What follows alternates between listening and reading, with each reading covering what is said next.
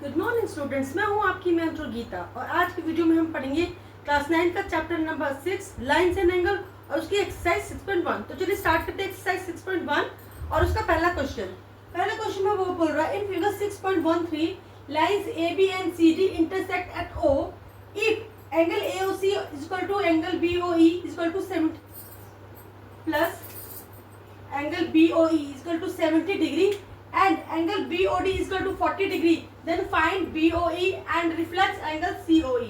अब आपको उसने क्या दिया है कि दो लाइंस दी हैं, एक AB लाइन और एक CD लाइन जो कहाँ इंटरसेक्ट करती है, O पॉइंट पे इंटरसेक्ट करती है। और उस दिया है कि angle AOC and angle AO, अगर आप देख सकते हो तो एंगल AOC और ये एंगल BOE, इन दोनों का टोटल आपको कितना दिया है 70 डिग्री। और एक आपको दिया है एंगल BOD मतलब ये कितना दिया आपको, ये आपको दिया है 40 डिग्री। ठीक है, तो आपको फाइंड क्या करना है, फाइंड करना है आपको angle BOE and reflex angle of COE। ठीक है, COE का रिफ्लेक्स एंगल यानी कि ये। ठीक है, चलिए तो सबसे पहले हम क्या करेंगे, जब भी हम ऐसे कोई क्वेश्चन दिए होते हैं तो हम उनमें पहले हमें क्या गिवन है हम वो लिख लेते हैं। तो सबसे पहले हम लिखते हैं गिवन लाइंस, कौन सी लाइन दी, AB एंड CD। ठीक है, दूसरा क्या दिया है, angle AOC plus angle BOE equal to 70 degree, इन दोनों का टोटल 70 डिग्री है। थर्ड आपको दिया है angle BOD equal to 40 degree. चलिए आपको ये चीज दी है।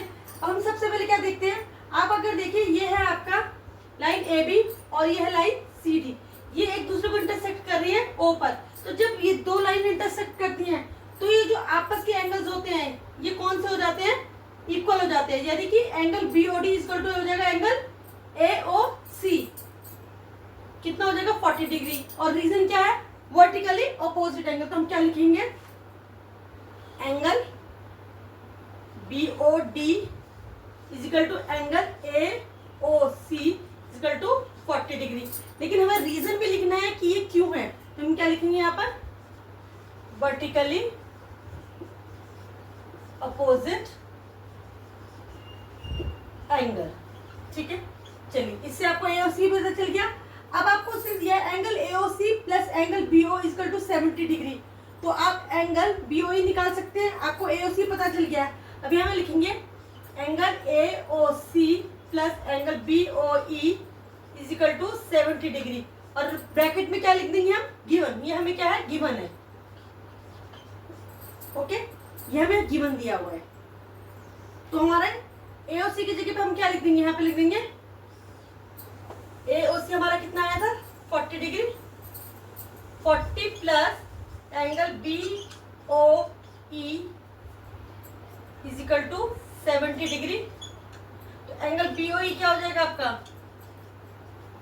70 माइनस 40, ये 40 प्लस का इधर जाकर क्या हो जाएगा माइनस, तो ये आ जाएगा आपका 30 डिग्री, कितना आ गया 30 डिग्री।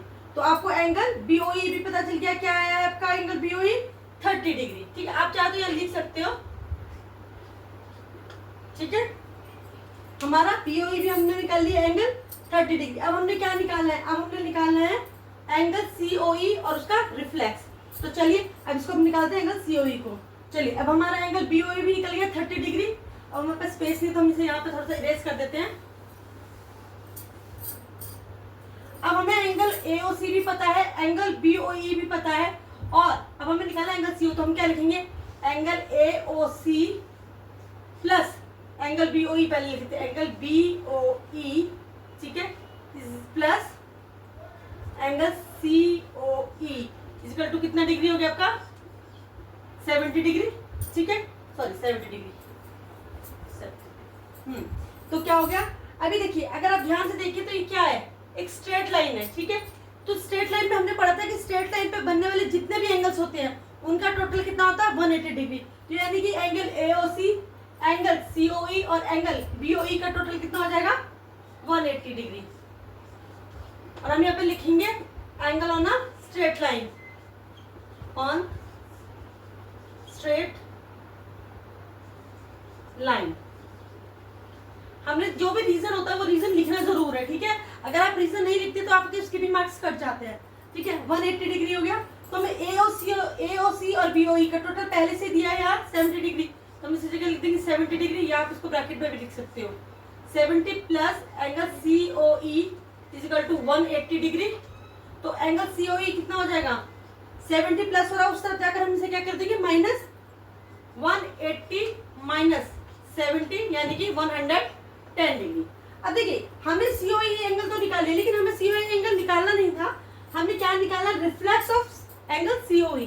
तो देखिए जब भी हमें किसी का रिफ्लेक्स निकालना होता है तो हम क्या करते हैं, उसको 360 में से माइनस कर देते हैं। जिस एंगल का हमने रिफ्लेक्स एंगल निकालना है उसको हम 360 में से क्या कर देंगे, माइनस। तो लिखो यहाँ पे लिखेंगे reflex angle of COE is equal to 360। अब COE क्या है था हमारा 110,